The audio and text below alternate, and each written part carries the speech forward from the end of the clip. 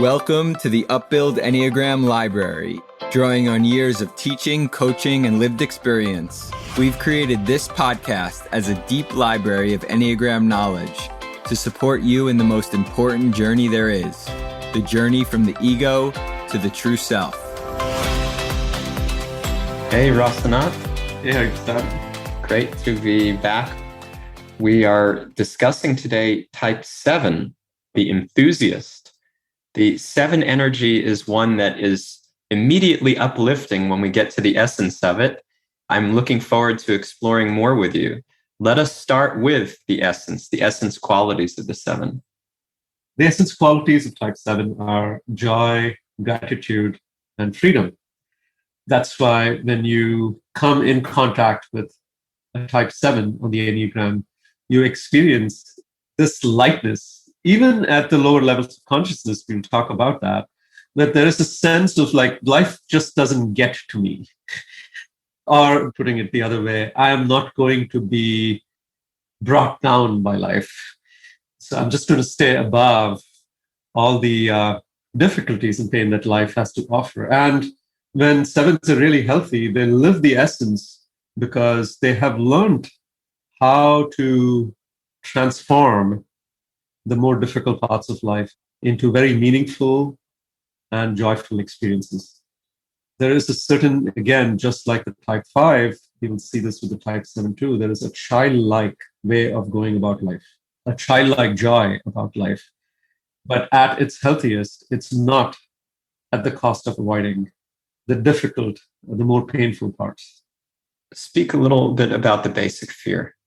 I alluded to it, how the 7s at the healthiest do not avoid the pain of life. And so the fear for the 7 is that I will be trapped in the painful emotions of life. And when we think about it, it is a scary feeling.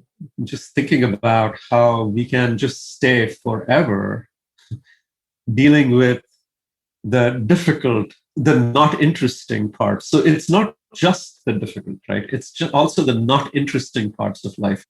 Russ Hudson, our Enneagram teacher, likes to say how 7s only like to deal with half range of the emotions that human beings have, which is just the happy parts. And so the basic desire then becomes, if we flip around the basic fear, to feel joyous, to always feel joyous, to always feel exuberant, to always feel light. That's what I'm pursuing at every single moment. And unfortunately, life, if we live it honestly, doesn't necessarily afford that.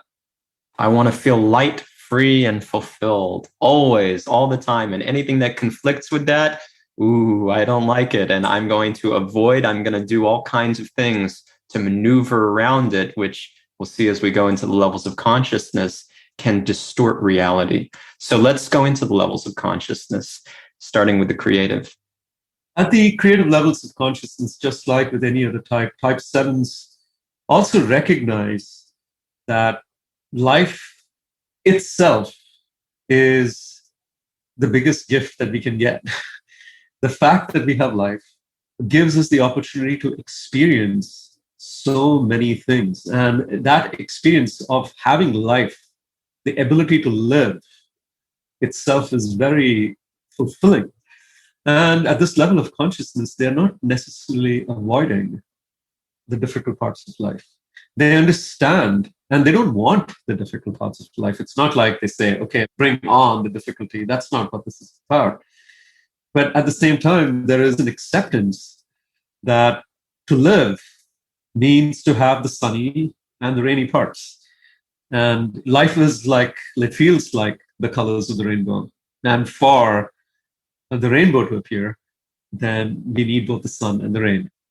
When you come in touch with a creative, healthy 7, you experience a certain lightness, and simultaneously you experience a gravitas about life. These are contradictory emotions, yes. In their presence, you feel uplifted. And at the same time, it's a grounded upliftment. It's not escaping, it's not frivolous. It has a certain strength of character for having walked through difficulty, having seen pain, and having transformed that pain into very deep experiences, which is what the sevens are after. They're after the experiences of life. Growth becomes the most exciting thing. And for growth to happen, there's always some pain point. You have to break out of your comfort zone. There is always some pain. I often use the metaphor of tearing muscle to build muscle. And the sevens at the creative consciousness, they're aware of this and they're not avoidant and they're not resentful or trying to make life conform into their philosophy. They're actually embracing of life at its fullest. That's the freedom. The freedom is not being constricted and trying to make life constrict into their paradigm. The freedom is being able to embrace all things because they're all catalysts for my growth and for my ultimate happiness, my fulfillment, which is so much deeper than the flickering happiness of the moment. So I stop chasing after the momentary flickering excitement and I become excited by the journey that is so much bigger than me and so much more of a calling to show up as my best.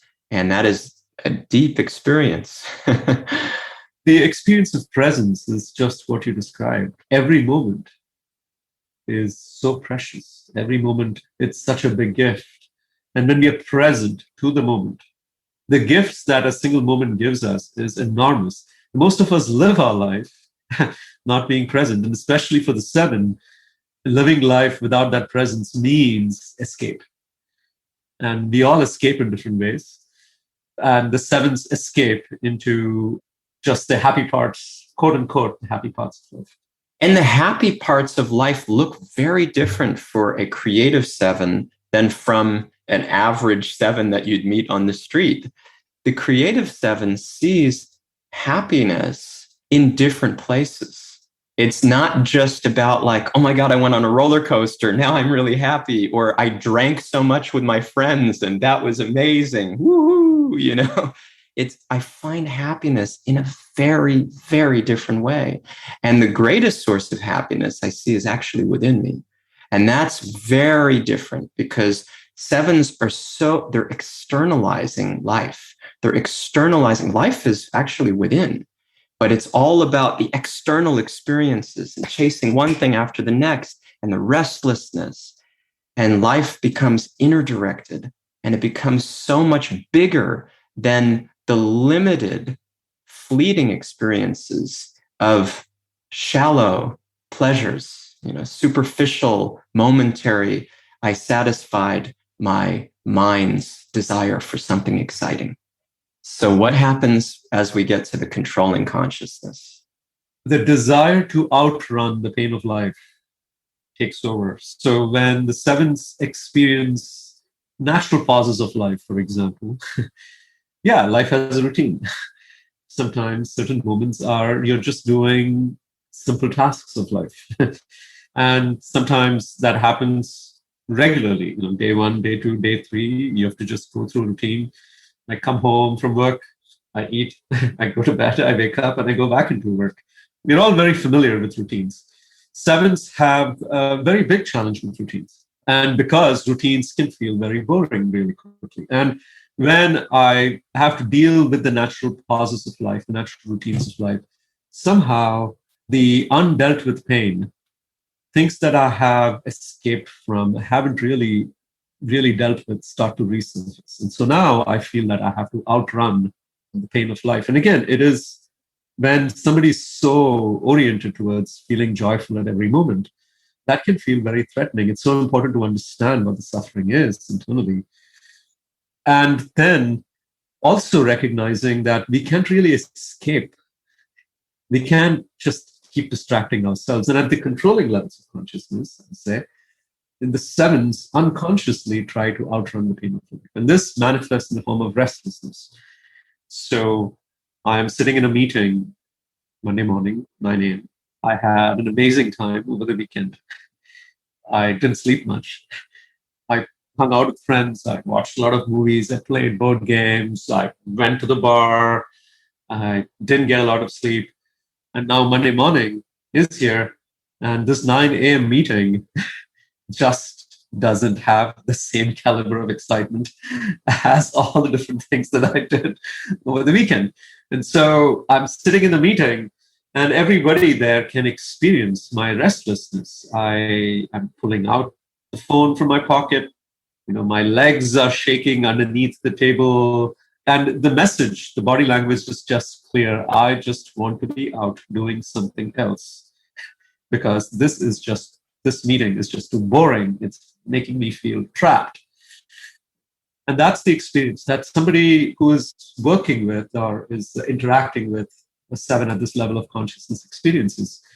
7s also, Russ Hudson, our Enneagram teacher, likes to say that at this level of consciousness, when the going gets tough for the 7, the tough go shopping. It's a very easy way to keep myself entertained. Shopping has become the new opium. We don't even have to walk to a store anymore. We just open up our computer screens and there's plenty to keep us engaged and interested and excited about buying new things. So 7s at this level of consciousness, and we have experienced it in our workshops too. And 7s, when we get to this part,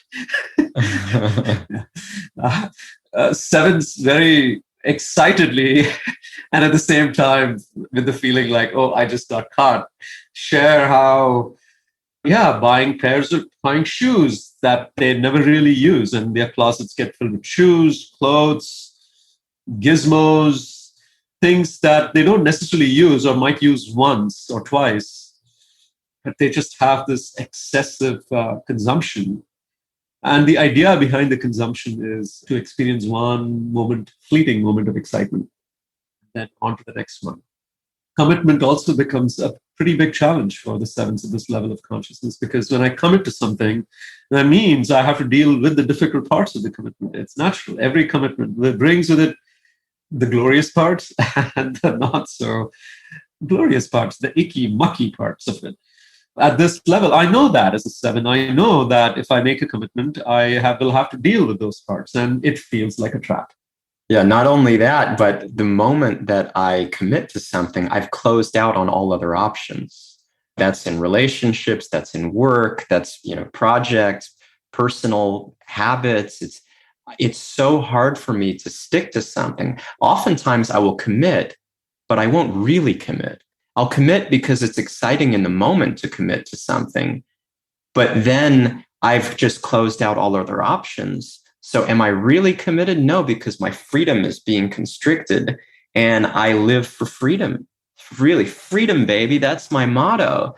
And so then it starts to catch up to me. And either I'm afraid of committing or I'm not afraid of committing because I'm so careless in my commitments. I just don't care about following through, or I avoid the consequences. I follow through just enough to convince myself I'm okay, and possibly to convince other people that I'm okay so that they leave me alone. But usually there's a trail of frustration that I'm leaving. Also, going back to what you said about making a commitment in the moment, but not necessarily following through, we've had so many experiences in our workshops where 7s will sign up and will send an email saying, oh, I'm so excited for this workshop. And the day off or the day before, you get an email again saying, oh, sorry, I signed up too soon. I have other commitments. I'm so sorry. But then the email will end with like, but definitely next time. I'm so excited for that. Already looking forward to it. Yeah. And we have experienced this several times. And the thing here, again, based on what you said, is it is exciting in that moment in my head. And because I'm not present, I have imagined the excitement in my head already. And by the time the experience really happens or is happening, it doesn't feel as exciting as it was in my head. I've already lived it out in my head. So now I want something else that can give me the same rush. And because I'm not present for what I committed to has already lost its excitement value. Yeah, it's no longer novel in the moment. It's like I already tasted it in my mind beforehand. It loses its novelty. And things are rarely as good as I can imagine them to be. My imagination is much more vibrant than the reality. It's so true. again, the necessities of life are not necessarily like the possibilities. They're different. So again, sevens, they don't like to miss out too. Like FOMO is a big thing. And FOMO is not just exclusive for the sevens, but FOMO, very characteristic of the sevens. If there are 5 flavors of ice cream that I have never really tasted before, and this new ice cream shop opened up right next to my home, guess what I'm going to order? All the 5, right? I don't like to miss out. So at a certain point in time, it just feels like I'm living life in a very wasteful fashion. And people, just like with all other types in the Enneagram, people feel objectified in the sense I'm just an object for your entertainment. And as soon as that entertainment value stops, I'm gone. I'm no longer present with you. I'm just gone to the next thing that will give me the entertainment.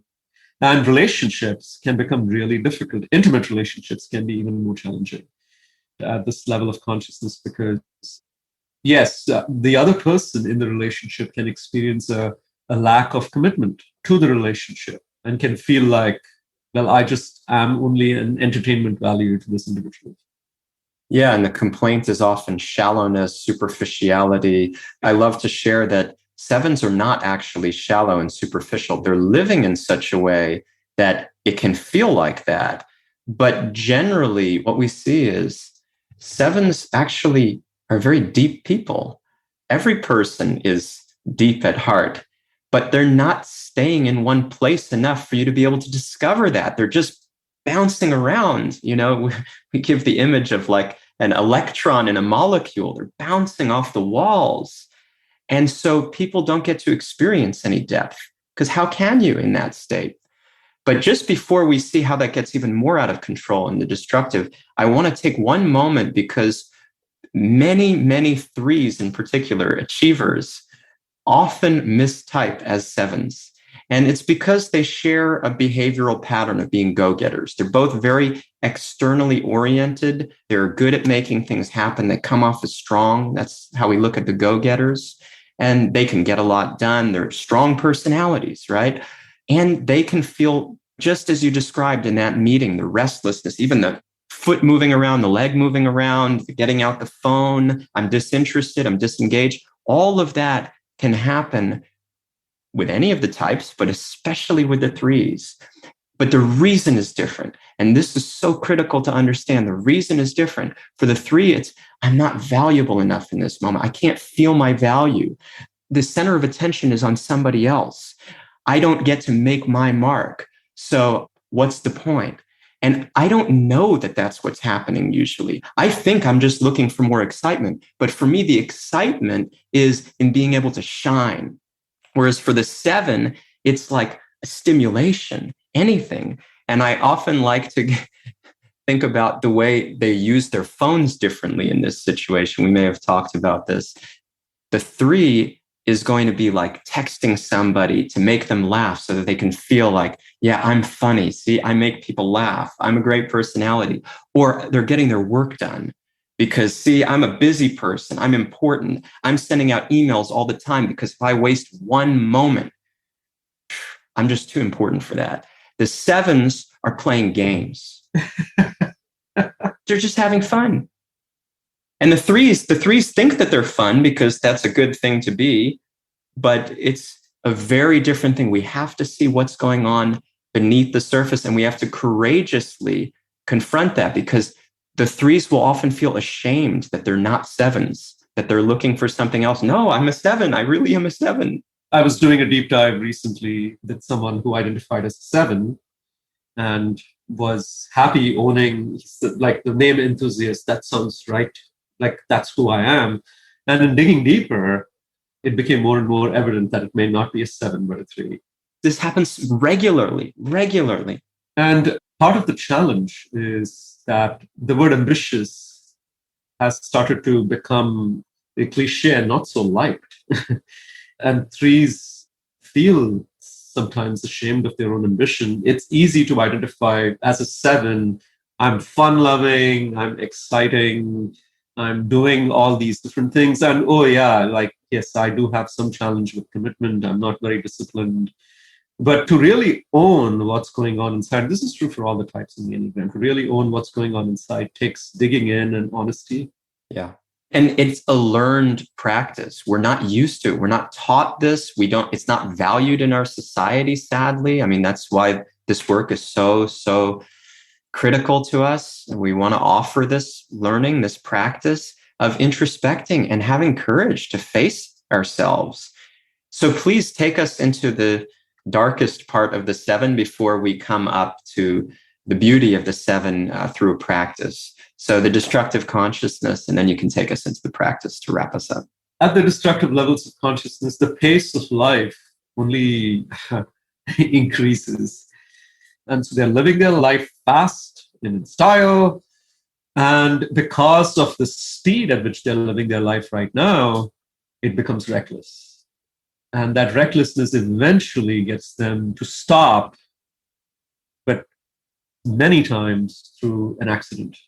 Many 7s report that at this level of consciousness, they have met with an accident or have overdosed and have to be hospitalized, where suddenly now I can't move anymore, and I'm forced to deal with the pain of life. 7s at this level of consciousness, many 7s, famous 7s that we know of as well, have overdosed themselves and have died because they have just tried to outrun the pain of life. Or even committed suicide because they realized that they can't outrun the pain of life. Robin Williams is a very tragic example. And you would never know that these people are so down and depressed and disturbed because they always smile and make you laugh. And there's so many examples, famous examples. Yeah, and it is a shock because we only watch these individuals on the screen and we see how funny they are, and they do add so much color to other people's lives. But when these events occur, it's shocking and it's a wake-up. So bring us up. How do we climb up the levels of consciousness through the practice? For every type, there is this one thing that if you learn how to do consistently, you will begin to recognize the patterns that keep you trapped in the lower levels of consciousness. And for the type 7, it is watch out for how you try to keep your options open. Stay very present to how you try to keep your options open. And you will see you're always trying to keep your options open. Now, the 7's plan, and it's not like planning as organized planning. That's not the kind of planning you're talking about. It's this intellectual backup planning for what would keep me entertained. And it's happening all the time. So when you make a commitment, 7s, watch out for how internally you're not really making a commitment. You're just saying, yeah, I would love to do it without actually really making commitment. And at the same time, in the back of your mind, thinking, and I can do all these 4 things too, right? That's what we mean by saying, watch out. Really look for how you're trying to keep your options open and make a commitment. Every time you make a commitment, it will bring about the real growth that is needed for your specific personality type. Again, the 3s also love to keep their options open, and they can mistype because of this. But the difference is the 3s are thinking, well, what would be a more important, more valuable experience that will help me to achieve or to shine or to be seen in a certain light? Oh, if I'm with this person, or if I do this thing, or if I do that, that'll be better. And I'm waiting to the last minute and keeping flexibility so that I can constantly optimize for that. And this is a subtle difference that we're not trained to see, but it's not at the core of what the 3. When you work on the core aspect, you'll see this for the 7, this is at the core. The keeping my options open is my philosophy of life that is so deeply, deeply ingrained in me because I'm so scared. I'm so scared of losing my freedom. And this is absolutely at the essence. The most important thing for the 7s is to commit to their own life. It's to commit to living life for everything that it has to offer, rather than just deselecting parts of it. So when they commit to their own life, there is a way in which they learn how to walk through the pain and transform them to very meaningful very deeply joyful, not fleeting joy, but very deeply joyful parts. They can be so wise because of that. And that's the rainbow. It brings a smile to everybody's faces when they see a rainbow, the variation of colors. But what it takes to create a rainbow is the sun and the rain. Thank you so much, Rasana. Thank you. Thanks for listening to the Upbuild Enneagram Library. Upbuild is a leadership development company that offers workshops, coaching, and other services to help you on the path towards being your best self, free from the shackles of the ego. To learn more about our work, visit our website, upbuild.com, and sign up for our newsletter to gain access to podcasts, reflections, and upcoming events.